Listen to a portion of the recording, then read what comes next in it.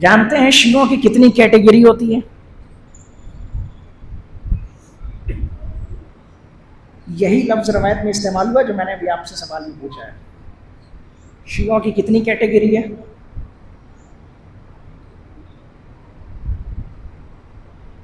راوی کہتا ہے کہ میں چھٹے امام کی خدمت میں آیا اور آ کے میں نے کہا کہ مولا آپ کا شیعہ ہوں. امام نے پوچھا کس کیٹیگری کے شیعہ ہو؟ چونک گیا. مولا آپ کے شیعوں کی بھی کیٹیگری ہوتی ہے؟ امام نے فرمایا بالکل. کہ مولا کتنی کیٹیگری ہے؟ امام نے فرمایا ہمارے شیعوں کی 3 کیٹیگری ہے. سنیے گا. طبقۃ احبونا فی العلانیہ ولم یحبونا فی السر. پہلی کیٹیگری ان لوگوں کی ہے جو علل اعلان چوراہوں پر تو ہم سے محبت کا اعلان کرتے ہیں لیکن تنہائی میں ہم سے محبت نہیں کرتے. بیدار ہو جائے عزیزو تھوڑا سا. پہلی کیٹیگری ان لوگوں کی ہے طبقۃ احبونا فی العلانیہ، جو سرے بازار، چوک چوراہوں پر، سماج کے سامنے، معاشرے کے سامنے، لوگوں کے سامنے، بھیڑ کے سامنے تو ہم سے محبت کا اظہار کرتے ہیں. وَلَمْ يُحِبُّونَ فِي السِّرِّ، لیکن جب گھر کے اندر ہوتے ہیں، کمرے کے اندر ہوتے ہیں، جہاں کوئی دیکھنے والا نہ ہو، تو اس وقت ہم سے محبت نہیں کرتے. آپ کو بھی ایسی بہت ساری مثالیں نظر آ جائیں گی. بہت سے ایسے نوجوان نظر آ جائیں گے ساتھ تمام انگلیوں میں انگوٹھیاں، بڑے بڑے بال، اتنے کڑے پہن رکھے ہیں کہ سنبھالے نہیں جا رہے اور ایسے گھوم رہے جیسے ان سے بڑا مولائی کوئی ہے ہی نہیں. طبقۃ احبونا فی العلانیہ ولم یحبونا فی السر. پہلی کیٹیگری ان لوگوں کی ہے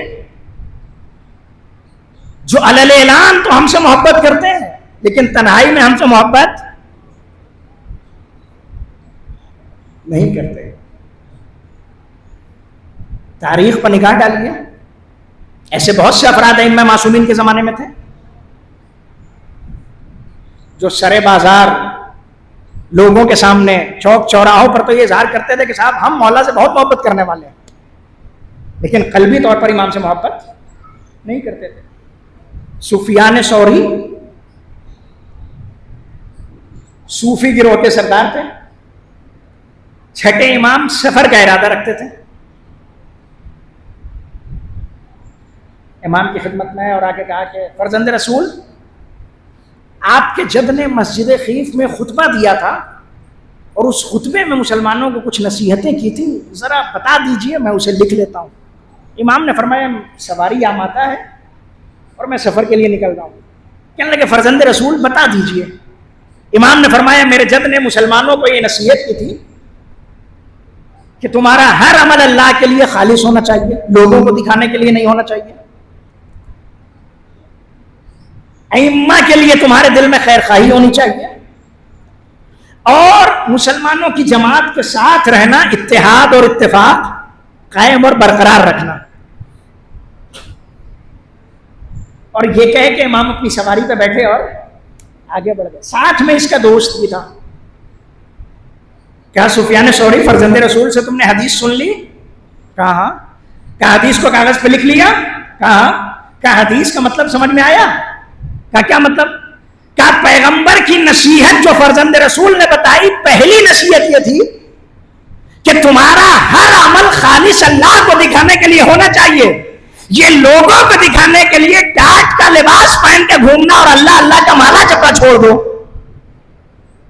اچھا پہلی بات تو میرے خلاف جا رہی ہے. کیا سفیان ثوری دوسری بات، فرزند رسول نے تو یہ فرمایا کہ نبی کریم نے مسجد خیف میں اپنے خطبے میں فرمایا تھا کہ مسلمانوں کو چاہیے کہ امام کے لیے اپنے دل میں خیر خواہی رکھیں. تم فرزند رسول کے لیے خیر خواہ نہیں ہو. کیا مطلب؟ کہ تم ان کی امامت کو قبول نہیں کرتے. کہ یہ بات بھی میرے خلاف جا رہی ہے.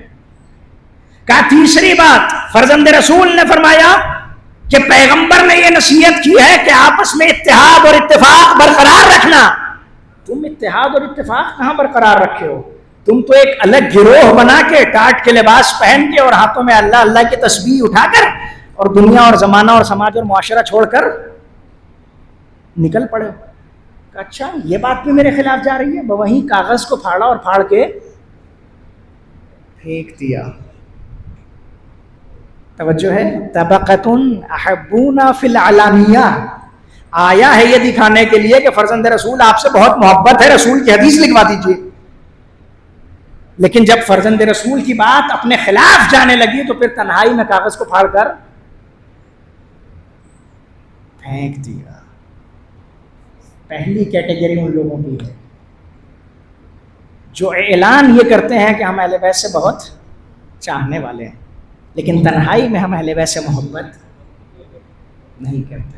دوسری کیٹیگری مولا فرماتے وَطَبَقَةٌ يُحِبُّونَ فِي السِّرِّ وَلَمْ يُحِبُّونَ فِي الْعَلَانِيَةِ. اسی کے برخلاف کچھ لوگ ایسے ہیں جو تنہائی میں ہم سے محبت کرتے ہیں, لیکن اگر سرے بازار ہماری محبت کا اعلان کرنا پڑ جائے, نہیں میں جملہ بدلتا ہوں, تنہائی میں تو ہم سے محبت کرتے ہیں, لیکن اگر سرے دار ہم سے محبت کا اعلان کرنا پڑے, تنہائی میں تو ہم سے محبت کرتے ہیں, لیکن اگر میدان کارزار میں ہم سے محبت کا اعلان کرنا پڑے تو وہاں ہم سے محبت کا اعلان کرنے کی جرات. تنہائی میں محبت کرتے ہیں, لیکن اگر اسی محبت کی قیمت چکانی پڑ جائے, اسی محبت میں جان دینی پڑ جائے, تو پھر سب میسم میں تمار نظر نہیں آتے, سب رشید حجری نظر نہیں آتے, سب حجر ابن عدی نظر نہیں آتے. تنہائی میں محبت کرنے والے بہت ہیں, لیکن اگر محبت کی قیمت چکانی پڑے, اگر سر بازار اعلان کرنا پڑے, پھر چاہے اس اعلان کے بعد گردن کٹتی ہے تو کٹ جائے, اگر جان جاتی ہے تو چلی جائے. تو پہلی کیٹیگری ان لوگوں کی جو ظاہراً محبت کا اعلان کرتے ہیں, حقیقت میں محبت نہیں کرتے. دوسری کیٹیگری ان لوگوں کی جو تنہائی میں محبت کرتے ہیں اور دل میں واقع محبت پائی جاتی ہے, لیکن اتنی جرت نہیں ہے کہ میدان کارزار میں آ کر ہمارا ساتھ دے سکیں.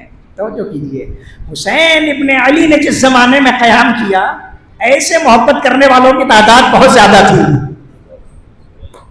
جو کہہ رہے تھے فرزند رسول ہم آپ سے بہت محبت کرتے ہیں, لیکن اگر اس محبت کے بدلے کربلا جا کے حسین پر جان قربان کرنی پڑ جائے تو پھر وہاں صرف گنے چنے افراد نظر آتے ہیں.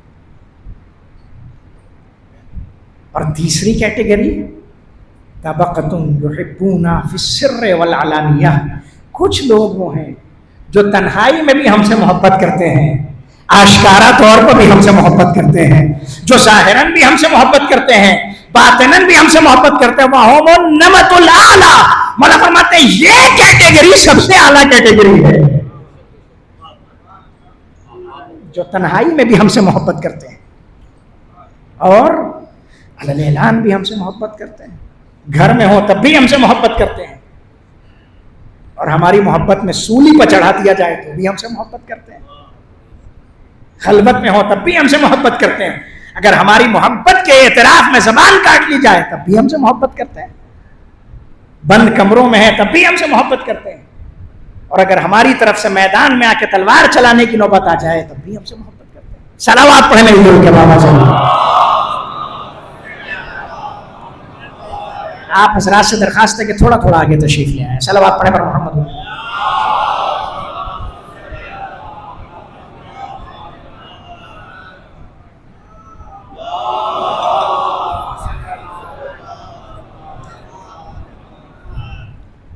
ولایت مداری شہداء کربلا کے خصوصیات میں سے ایک واضح اور آشکار خصوصیت ہے ولی خدا کے اشاروں پر چلنا, حجت خدا کی ہر حال میں اطاعت کرنا, امام معصوم کے فیصلے پر سر تسلیم خم کیے رہنا.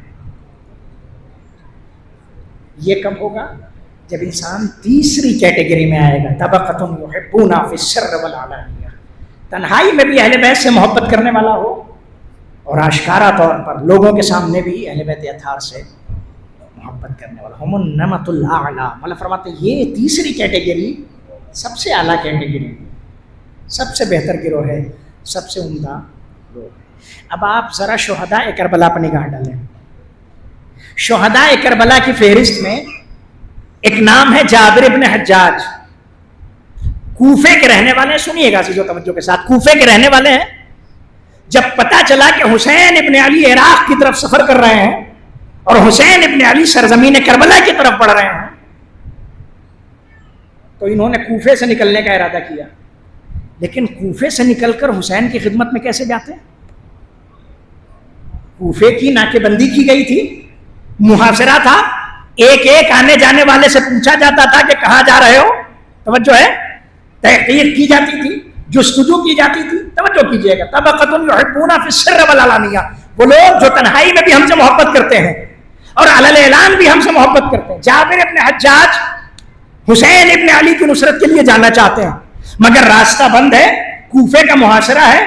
نکلنا چاہتے تھے کہ سپاہیوں نے روک دیا. کہا کہاں جا رہے ہو؟ پوچھا تم لوگ کہاں جا رہے ہو؟ کہا ہم ابن زیاد کے حکم پر کربلا جا رہے ہیں. کہا تو پھر مجھے بھی ساتھ لے چلو. توجہ ہے, کہ مجھے بھی ساتھ لے چلو. کہا کس لیے؟ کہا میں بھی تمہارے ساتھ کربلا چلوں گا اور جنگ لڑوں گا. کہا ٹھیک ہے ساتھ آ جاؤ. ابن زیاد کے لشکر کے ساتھ کوفے سے کربلا ہے. کربلا پہنچ کے کہا ہمارا اور تمہارا کیا واسطہ؟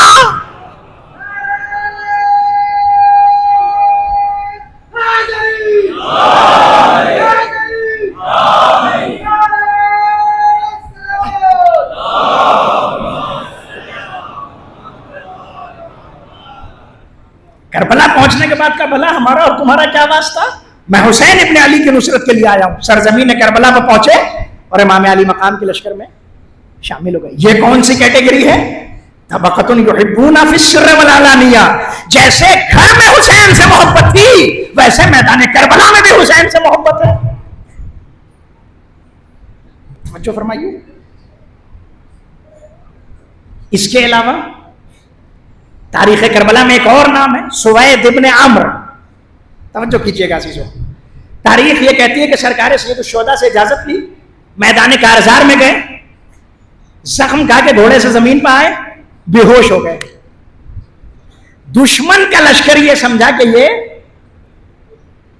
شہید ہو گئے, اس دنیا سے گزر گئے, اور یہ غش کے عالم میں پڑے ہوئے تھے. توجہ کیجیے گا.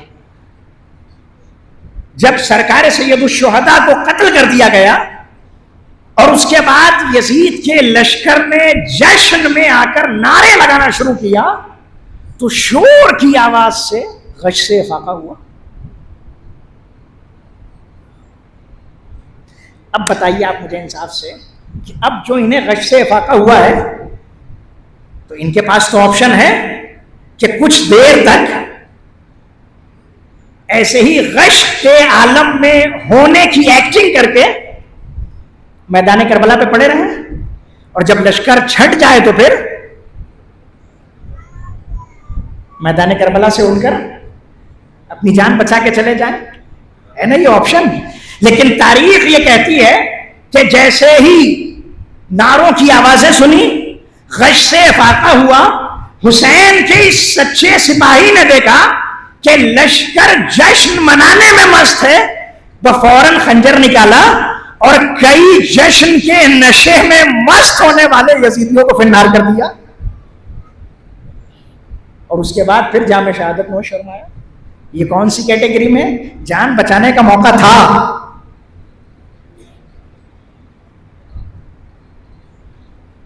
لیکن اپنی جان کی پرواہ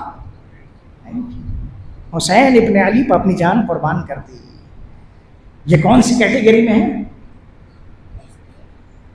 یہ وہ لوگ ہیں جو تنہائی میں بھی اہل بیت سے محبت کرتے ہیں اور آشکارا طور پر علی اعلان سر بازار سردار بھی اہل بیت اطہار سے محبت کا اعلان کرتے ہیں. شہداء کربلا ولایت مدار تھے. توجہ کیجیے عزیزو. چھٹے امام جعفر صادق علیہ السلام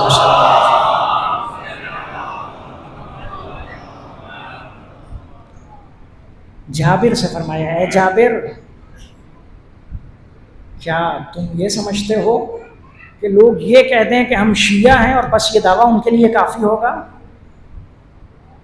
نہیں, خدا کی قسم ہمارا شیعہ صرف وہ ہے جو خداوند متعال کے لیے تقوی اور پرہیزگاری اختیار کرتا ہے اور اللہ کی اطاعت کرتا ہے. اسے کہتے ہیں ولایت.